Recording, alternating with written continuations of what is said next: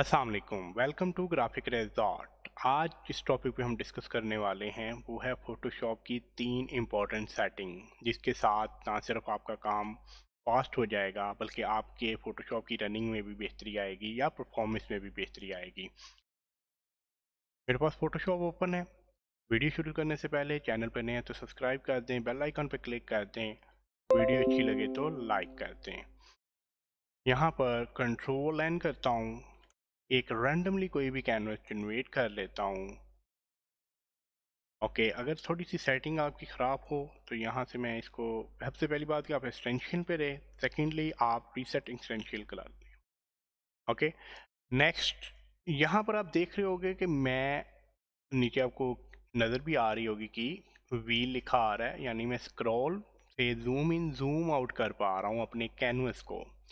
ये आप कैसे इसको ऑन कर सकते हो? कंट्रोल के करो, प्रेफरेंस ओपन हो जाएगा, या कह सकते हो कि फोटोशॉप की सेटिंग ओपन हो जाएगी। इसके बाद आपने टूल्स में जाना है और जूम विद स्क्रॉल व्हील को ऑन कर लेना है। ठीक है, बाय डिफ़ॉल्ट जब आप इंस्टॉल करते हो फर्स्ट टाइम फोटोशॉप तो आपके यहाँ पर ऑन नहीं होता, आपको खुद जाकर मैनुअली करना पड़ता है। ठीक है, ओके करोगे तो आप इसे जूम इन जूम आउट कर सकते हो। वैसे normally control plus control minus से आप जूम इन जूम आउट करते हो, या फिर आर्ट प्रेस करके जूम इन जूम आउट करते हो। अगर आपने कंट्रोल के करके टूल्स में जाकर जूम इन जूम आउट यहाँ पर या जूम स्क्रॉल व्हील ऑन नहीं किया हुआ तो। सेकेंडली सेटिंग इम्पोर्टेंट यहाँ पर परफॉर्मेंस है। परफॉर्मेंस में आपके सिस्टम में जो रैम लगी होती है वो यहाँ पर शो हो रही होती है, तो आप इसको भी एक्सटेंड कर दो। इससे क्या होगा कि अगर आप कोई हैवी फाइल ओपन करते हो फोटोशॉप में तो आपका सिस्टम हैवी नहीं होगा या वो हैंग नहीं होगा, और फोटोशॉप भी स्मूथली चलता रहेगा। नॉट रिस्पॉन्डिंग इस तरह का कोई भी आपको साइन नहीं देखने को मिलेगा। ठीक है, तो इससे क्या होगा कि जो आपके सिस्टम में रैम लगी होती है, आप यहाँ पे मेमोरी यूजेस में आकर उसको कमांड देते हो कि ये रैम ज़्यादा यूज़ कर ले, ताकि आपका सिस्टम या फोटोशॉप आपका हैंग ना हो या नॉट रिस्पॉन्डिंग जैसा कोई भी मैसेज आपको सामने नज़र ना आए। थर्ड और लास्ट सेटिंग वो ये है कि हिस्ट्री स्टैट्स आप जब कोई काम कर रहे होते हो तो हर एक पॉइंट पे आपकी हिस्ट्री फोटोशॉप यहाँ पर सेव करता रहता है आपके सिस्टम में। वो कितनी दफ़ा सेव करता है वो यहाँ पर बाय डिफ़ॉल्ट 50 टाइम लिखा होता है। तो आप इसको एक्सटेंड कर लो, ये 1000 तक जा सकता है, लेकिन आप 5 to 600 आप यूज़ कर लो। ठीक है, और इसी के साथ कैशेज लेवल हैं, यानी कि ये हिस्ट्री को सेव करने में मदद देते हैं। इनको भी आप एक्सटेंड कर लें, 8 पे ले जाएं और 1028K पे ले जाएं इसको, कैची स्टाइल साइज़ को।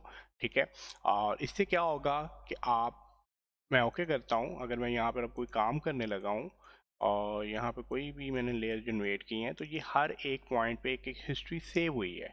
मैं कंट्रोल जेड करके इधर से बैक जा सकता हूँ। ठीक है, और मैं कितनी दफ़ा जा सकता हूँ, वहाँ पे आपने देखा था बाय डिफ़ॉल्ट 50 टाइम था, तो 50 टाइम में बैक जा सकता था।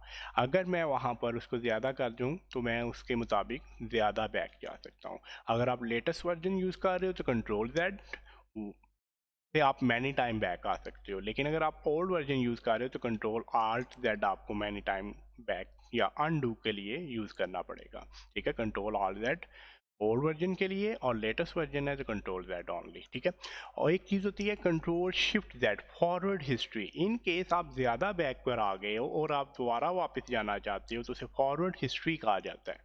तो कंट्रोल शिफ्ट जेड से आप फॉरवर्ड हिस्ट्री कर सकते हो। देखो मैं यहीं से वापस गया था कंट्रोल जेड करके, और कंट्रोल शिफ्ट जेड करके मैं फॉरवर्ड आ गया हूँ। ठीक है, तो उसी जगह मैं वापस आ गया हूँ। तो ये है यहाँ पर 3 इम्पोर्टेंट सेटिंग। यहाँ पर एक और कंट्रोल के करता हूँ, हिस्ट्री को ही सेव करते वक्त यहाँ पर स्क्रैच डिस्क में अगर आप आते हो, जैसे मैं परफॉर्मेंस में आया था, हिस्ट्री सेट वगैरह मैंने ज़्यादा किए थे, तो यहाँ पर एक और पॉइंट आपको मैं बता दूँ कि स्क्रैच डिस्क में आ जाएं, जिससे क्या होगा कि आप यहाँ पर आपके हार्ड ड्राइव जितनी भी उसमें पार्टीशन बनी हुई हैं वो यहाँ पर शो हो रही होती हैं। तो हिस्ट्री आपकी नॉर्मली सी ड्राइव में सेव हो रही होती है। ठीक है, तो बाद दफ़ा कुछ दोस्तों की जो है सी ड्राइव वो कम होती है, तो आप क्या कर सकते हो, वो फुल हो जाती है काम करते वक्त और आपकी फ़ाइल सेव नहीं हो रही होती, तो आप कंट्रोल के करो और क्योंकि वो हिस्ट्री सेव हो रही होती है, इसलिए वो फुल हो जाती है। तो आप स्क्रैच डिस्क में आकर एक और ड्राइव सेलेक्ट कर लो।